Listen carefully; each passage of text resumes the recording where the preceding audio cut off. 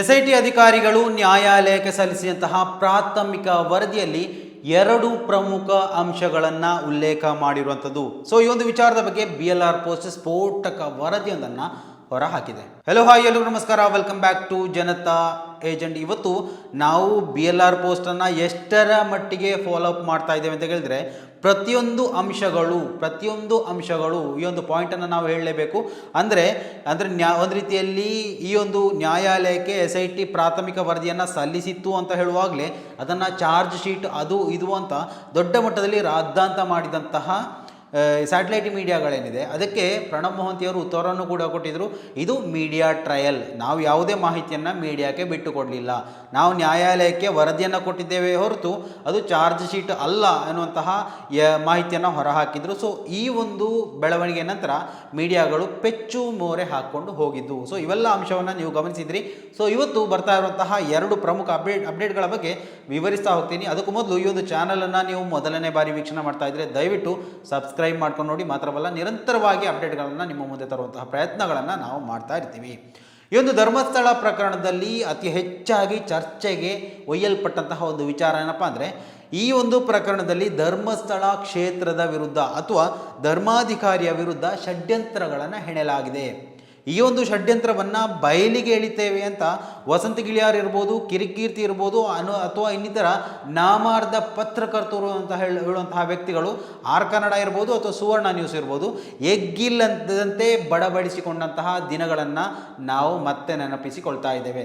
So ಇವೆಲ್ಲ ಬೆಳವಣಿಗೆಗೆ ಅವತ್ತು ಏನು ಸಾಕ್ಷಿಯಾಗಿದ್ವಿ ನಾವು, ಸೊ ಆ ಒಂದು ವಿಚಾರವನ್ನು ಕೇಳಿದ್ವಿ ನಾವು, ಮತ್ತು ಈ ಒಂದು ಜನರ ನಡುವೆ ದ್ವಂದ್ವ ನಿಲುವುಗಳನ್ನು ತಾಳೋದಕ್ಕೆ ಸಹಕಾರಿಯಾಗಿತ್ತು ಅಂತಹ ವಾರ್ತೆಗಳು. ಸೊ ಅದನ್ನು ಬುಡಮೇಲು ಮಾಡುವಂತಹ ಇವತ್ತು ಬೆಳವಣಿಗೆ ನಡೆದಿರುವಂಥದ್ದು. ಸೊ ನಿನ್ನೆ ದಿವಸ BLR ಪೋಸ್ಟ್ನಲ್ಲಿ ಆ ಒಂದು ದೊಡ್ಡ ಮಾಹಿತಿ ಹೊರಗಡೆ ಬಂತು. ಅದನ್ನು ಸ್ವಲ್ಪ ತಡವಾಗಿ ಆದರೂ ನಿಮ್ಮ ಮುಂದೆ ಇವತ್ತು ವಿವರಿಸುವಂತಹ ಒಂದು ಪ್ರಯತ್ನವನ್ನು ನಾನು ಮಾಡ್ತೇನೆ. ಸೊ ಆ ಒಂದು ಎರಡು ಬೆಳವಣಿಗೆಯಲ್ಲಿ ಮೊದಲನೇದಾಗಿ ಈ ಒಂದು ಧರ್ಮಸ್ಥಳ ಕ್ಷೇತ್ರದ ಬಗ್ಗೆ, ಅಂದರೆ ಧರ್ಮಸ್ಥಳ ಕ್ಷೇತ್ರದ ಬಗ್ಗೆ ಅಪಮಾನಕಾರಿಯಾಗಿ ಷಡ್ಯಂತ್ರ ಅಥವಾ ಈ ಒಂದು ಕ್ಷೇತ್ರದ ಧರ್ಮಾಧಿಕಾರಿಯ ವಿರುದ್ಧವಾಗಿ ಹೆಣೆದಂತಹ ಷಡ್ಯಂತ್ರ ಅಂತ ಏನು ಮೊದಲು ಕೇಳ್ತಾ ಇತ್ತು, ಅದು ಶುದ್ಧ ಸುಳ್ಳು. ಪ್ರಾಥಮಿಕ ವರದಿಯಲ್ಲಿ ಈ ಒಂದು ಧರ್ಮಸ್ಥಳ ಕ್ಷೇತ್ರ ಆಗಲಿ ಧರ್ಮಾಧಿಕಾರಿ ಆಗಲಿ ಇವರ ಮೇಲೆ ಯಾವುದೇ ಷಡ್ಯಂತ್ರವನ್ನು ಹೋರಾಟಗಾರರು ಮಾಡಿಲ್ಲ ಎನ್ನುವಂತಹ ವರದಿ ನ್ಯಾಯಾಲಯದ ಕೈ ಸೇರಿರುವಂಥದ್ದು. ಇದನ್ನು ಈ ಒಂದು SIT ಮೂಲಗಳೇ BLR ಪೋಸ್ಟ್ಗೆ ಕೊಟ್ಟಂತಹ ಮಾಹಿತಿಯಲ್ಲಿ ಉಲ್ಲೇಖ ಮಾಡಿರುವಂಥದ್ದು. ಸೊ ಆ ಒಂದು ಮಾಹಿತಿಯನ್ನು ಕೂಡ ನಾನು ನಿಮ್ಮ ಮುಂದೆ ತರುವಂತಹ ಪ್ರಯತ್ನವನ್ನು ಮಾಡ್ತೇನೆ. ಇನ್ನೊಂದು ಅತ್ಯಂತ ಪ್ರಮುಖವಾದದ್ದು, ಚಿನ್ನಯ್ಯ 183 ಸ್ಟೇಟ್ಮೆಂಟನ್ನು ಕೊಟ್ಟಿದ್ದ, ಎಲ್ರಿಗೂ ಗೊತ್ತಿದೆ. ನ್ಯಾಯಾಲಯದ ಮುಂದೆ 164 ಹೇಳಿಕೆ, ನಂತರ ಅದನ್ನೇ ಪೊಲೀಸ್ ಅಧಿಕಾರಿಗಳ ಮುಂದೆ 183 ಹೇಳಿಕೆಯನ್ನು ಕೊಟ್ಟಿದ್ದ. ಆದರೆ ತನ್ನ ನಿಲುವನ್ನು ಬದಲಾಯಿಸಿಕೊಳ್ಳೋಕ್ಕೋಸ್ಕರ ತಪ್ಪೊಪ್ಪಿಗೆ ಹೇಳಿಕೆ ಕೊಡ್ತೇನೆ ಅಂತ ಮತ್ತೊಂದು 183 ಹೇಳಿಕೆಯನ್ನು ಕೂಡ ಕೊಟ್ಟಿದ್ದ. ಅದು ಕೂಡ ನಿಮಗೆ ಗೊತ್ತಿರ್ಬೋದು. ಸೊ ಈ ಎರಡು 183 ಹೇಳಿಕೆಗಳಿಗೆ ವ್ಯಾಲ್ಯೂ ಇದೆ ಅಂತ ಕೇಳಿದರೆ, ಮೊದಲನೇ ಹೇಳಿಕೆಗೆ ವ್ಯಾಲ್ಯೂ ಇರುವಂಥದ್ದು, ಅದರಲ್ಲಿ ಆತ ತಪ್ಪು ಮಾಡಿದ್ದಾನೆ ಅಂತ ಹೇಳಿದರೆ ಆತನಿಗೆ ತನ್ನ ಈ ಒಂದು ತಪ್ಪಿಗೆ ಭಯಾನಕವಾದಂತಹ ಶಿಕ್ಷೆಯನ್ನು ನ್ಯಾಯಾಧೀಶರೇ ವಿವರಿಸಿಕೊಟ್ಟಿರ್ತಾರೆ. ಮತ್ತೊಮ್ಮೆ ಅದನ್ನು ಏನೋ ಒಂದು ರೀತಿಯಲ್ಲಿ ಹೇಳಿಕೆ ಬದಲಾಯಿಸುವಂತಹ ಅವಕಾಶಗಳೇ ಇರುವುದಿಲ್ಲ. ಆದರೆ ಈ ಒಂದು ಧರ್ಮಸ್ಥಳ ಪ್ರಕರಣದಲ್ಲಿ ಆ ಒಂದು ಅವಕಾಶವನ್ನು ಕೂಡ ಚಿನ್ನಯ್ಯನಿಗೆ ಮಾಡಿಕೊಡಲಾಗಿತ್ತು. ಅದು ನಾವು ಗಮನಿಸಬೇಕಾದಂತಹ ಒಂದು ಅಂಶ. ಕಾನೂನನ್ನು ಯಾವ ರೀತಿಯಲ್ಲಿ ತಿದ್ದುಪಡಿ ಮಾಡ್ತಾರೆ ಅದು ನೋಡಿ. 164 ಹೇಳಿಕೆ ಬರುವಂತಹ ಸಂದರ್ಭದಲ್ಲಿ ಮೀಡಿಯಾಗಳು ಹೇಳಿದ್ವು, ಎಲ್ಲರೂ ಹೇಳಿದ್ವು, ನಾವು ಕೂಡ ವಿವರಿಸಿದ್ವಿ. ಈ ಹೇಳಿಕೆ ಕೊನೆಯ ಹೇಳಿಕೆ. ಆತನಿಗೆ ಹಲವು ಬಾರಿ ನ್ಯಾಯಾಧೀಶರಿಂದ ವಾರ್ನಿಂಗ್ ಕೊಡಲಾಗುತ್ತೆ. ಅಂದರೆ ಇದು ನಿಮ್ಮ ಹೇಳಿಕೆಯನ್ನು ರೆಕಾರ್ಡ್ ಮಾಡಲಾಗುತ್ತೆ, ತಾವೇನು ಹೇಳ್ತಾ ಇದ್ದೀರಾ ಅನ್ನೋದರ ಬಗ್ಗೆ ತಮಗೆ ಪರಿಜ್ಞಾನ ಇದೆಯಾ ಅನ್ನುವಂತಹ ಪ್ರಶ್ನೆಯನ್ನು ಕೇಳಲಾಗುತ್ತೆ. ಸೊ ಎಲ್ಲದಕ್ಕೂ ಒಪ್ಪಿಕೊಂಡು ಹೌದು ತಾನು ಹೇಳ್ತಾ ಇರೋದು ಎಲ್ಲವೂ ಸತ್ಯ, ಇಂತಹ ವಿಚಾರಗಳು ಹೀಗೆ ಎನ್ನುವುದನ್ನು ಹೇಳುವುದಕ್ಕಿಂತಲೂ ಮೊದಲು ಆ ಒಂದು ಹೇಳಿಕೆಗಳು ತಪ್ಪಾಗಿದ್ದರೆ, ಸುಳ್ಳಾಗಿದ್ದರೆ ತನಗೆ ಅಂದರೆ ಚಿನ್ನಯ್ಯನಿಗೆ ಈ ಒಂದು ಹೇಳಿಕೆಯಿಂದ ಆಗುವಂತಹ ಭಯಾನಕ ಶಿಕ್ಷೆ ಯಾವ ರೀತಿಯಲ್ಲಿ ಇರುತ್ತೆ, ಕಾನೂನು ವ್ಯವಸ್ಥೆ ಯಾವ ರೀತಿ ಶಿಕ್ಷೆಗೆ ಒಳಪಡಿಸುತ್ತೆ, ಎಲ್ಲ ಭೀಕರತೆಯನ್ನು ವಿವರಿಸಿ ಹೇಳಿದ ನಂತರ ಕೊಡುವಂತಹ ಒಂದು ಹೇಳಿಕೆ 164 ಹೇಳಿಕೆ ನ್ಯಾಯಾಧೀಶರ ಮುಂದೆ. ಸೊ ಆ ಒಂದು ಹೇಳಿಕೆಯನ್ನು ಪಡ್ಕೊಂಡ ನಂತರ ಮತ್ತೆ ಅದರಲ್ಲಿ ತಪ್ಪೊಪ್ಪಿಗೆ ಹೇಳಿಕೆ ಪಡ್ಕೊಳ್ಳೋದು ಏನಿದೆ ಅನ್ನೋದೇ ಅಲ್ಲಿ ಕ್ವಶನ್ ಉದ್ಭವ ಆಗುತ್ತೆ. ಆದರೂ ಕೂಡ 183 ಹೇಳಿಕೆಯನ್ನು ಅವರು ಸ್ಟೇಟ್ಮೆಂಟನ್ನು ತಗೋತಾರೆ ಎರಡನೇ ಬಾರಿ. ಸೊ ಈ ಒಂದು ಎರಡನೇ ಬಾರಿ ಹೇಳಿಕೆಯಲ್ಲಿ ಹೋರಾಟಗಾರರ ಹೆಸರನ್ನು ಹೇಳಲಾಗುತ್ತೆ. ಸೊ ಅದರ ಬಗ್ಗೆ ಕೂಡ ಚರ್ಚೆಗಳು ನಡೆಯುತ್ತೆ. ಯಾಕೆ ಅದನ್ನು ಮೊದಲು ಹೇಳಿಲ್ಲ, ನಂತರ ಯಾಕೆ ಹೇಳ್ದ, ಓಕೆ, ಇದು ಒಬಿಯಸ್ಲಿ ಎಲ್ಲರಿಗೂ ಗಮನಕ್ಕೆ ಬರುವಂತಹ ಒಂದು ವಿಚಾರ. ಈ ಒಂದು ಎಕ್ಸ್ಪ್ಲೇನ್ ಮಾಡುವಂತಹ ಸಂದರ್ಭದಲ್ಲಿ ತಮಗೂ ಅರ್ಥ ಆಗಿರ್ಬೋದು ಯಾವ ರೀತಿಯಲ್ಲಿ ಕಾನೂನು ವ್ಯವಸ್ಥೆಗಳು ಸಾಗ್ತಾ ಇದೆ ಅನ್ನುವಂಥದ್ದು. ಆದರೂ ಕೂಡ ಓಕೆ, ಏನು ಮಾಡೋದಕ್ಕಾಗೋದಿಲ್ಲ, ಅವರು ಮಾಡೋದೇ ಸರಿ ಅನ್ನುವಷ್ಟರ ಮಟ್ಟಿಗೆ ಕೇಳಿರಬೇಕಾದಂತಹ ಒಂದು ಅವಸ್ಥೆಯಲ್ಲಿ ಎಲ್ಲರೂ ಇದ್ದರು.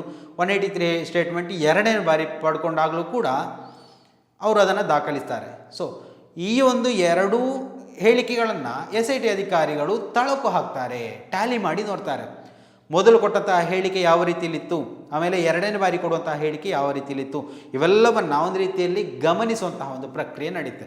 ಸೊ ಆ ಒಂದು ಸಂದರ್ಭದಲ್ಲಿ ಒಂದಕ್ಕೊಂದು ಹೋಲಿಕೆಯಾಗುವಂತಹ ಕೆಲವೊಂದು ವಿಚಾರಗಳನ್ನು SIT ಕ್ಯಾಚ್ ಮಾಡಿ ಇಟ್ಕೊಂಡಿತ್ತು. ಅಂದರೆ ಮೊದಲ ಹೇಳಿಕೆಯಲ್ಲಿ ಕೊಟ್ಟಂತಹ ಹೇಳಿಕೆ ಮತ್ತು 2ನೇ ಹೇಳಿಕೆ, ಈ ಎರಡು ಹೇಳಿಕೆಯನ್ನು ಟ್ಯಾಲಿ ಮಾಡಿಕೊಂಡು ಅದರಲ್ಲಿ ಒಂದು ರೀತಿಯಲ್ಲಿ ಸಮಾನವಾದವು, ಮೊದಲು ಅದನ್ನೇ ಹೇಳಿದ ಇವತ್ತು ಅದನ್ನೇ ಹೇಳ್ತಾ ಇದ್ದಾನೆ ಅನ್ನುವಂತಹ ಹೇಳಿಕೆಯನ್ನು ಹೆಕ್ಕಿ ಸಪ್ರೇಟ್ ಮಾಡಿಟ್ಟು ಆ ಒಂದು ಪ್ರಕರಣವನ್ನು ತನಿಖೆ ಮಾಡುವಂತಹ ಹೆಜ್ಜೆಯನ್ನು SIT ಅಧಿಕಾರಿಗಳು ಮುಂದೆ ಹಾಕ್ತಾರೆ. ಸೊ ಆ ಒಂದು ಸಂದರ್ಭದಲ್ಲಿ ಸಿಕ್ಕಂತಹ ಒಂದು ಪ್ರಕರಣ ಆಗಿತ್ತು ಈ ಒಂದು BLR ಪೋಸ್ಟ್ ಅಪ್ಡೇಟ್ ಕೊಟ್ಟಿರುವಂಥದ್ದು. ಅಂದರೆ 2000 ಆ ಒಂದು FIR ಅಂದರೆ 111/2020 ಅಂತ 2010 ಅಂತ ಕಾಣಿಸುತ್ತೆ.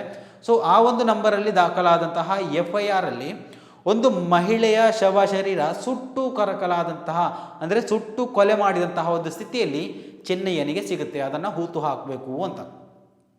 ಸೊ ಆ ಒಂದು ಪ್ರಕ್ರಿಯೆಯನ್ನು ಚೆನ್ನಯ್ಯ ಮಾಡಿದ್ದಾನೆ ಎನ್ನುವಂತಹ ಹೇಳಿಕೆ ಎರಡೂ ಹೇಳಿಕೆಗಳಲ್ಲಿ ಕೊಟ್ಟಿರುವಂಥದ್ದು. ಸೊ ಅದನ್ನು SIT ಗಂಭೀರವಾಗಿ ಪರಿಗಣಿಸಿ ತನಿಖೆ ಮಾಡ್ತಾ ಇರುವಂಥದ್ದು. ಈ ಒಂದು ವಿಚಾರದಲ್ಲಿ ಹಲವು ದಾಖಲೆಗಳನ್ನು ಕೆದಕುವಲ್ಲಿ SIT ಪ್ರಮುಖವಾಗಿ ತಮ್ಮ ಇಚ್ಛೆಯನ್ನು ಪ್ರಕಟ ಮಾಡಿರುವಂಥದ್ದು. ಮಾತ್ರವಲ್ಲ, ಅವರ ಮೂಲಗಳು BLR ಪೋಸ್ಟ್ಗೆ ಈ ಥರ ಒಂದು ಮಾಹಿತಿಯನ್ನು ಕೊಟ್ಟಿರುವಂಥದ್ದು. ಇದು ಒಂದು ರೀತಿಯಲ್ಲಿ ನೋಡಿ, ಚಿನ್ನಯ್ಯ ಎಷ್ಟೇ ಸುಳ್ಳು ಹೇಳಿದರೂ ಕೂಡ ಈ 1000 ಬಾರಿ ಸುಳ್ಳು ಹೇಳುವಂಥ ಸಂದರ್ಭದಲ್ಲಿ ಆತನ ಬಾಯಿಂದ ಎಲ್ಲೋ ಒಂದು ಕಡೆ ಸತ್ಯ ಬಂದಿರುತ್ತೆ.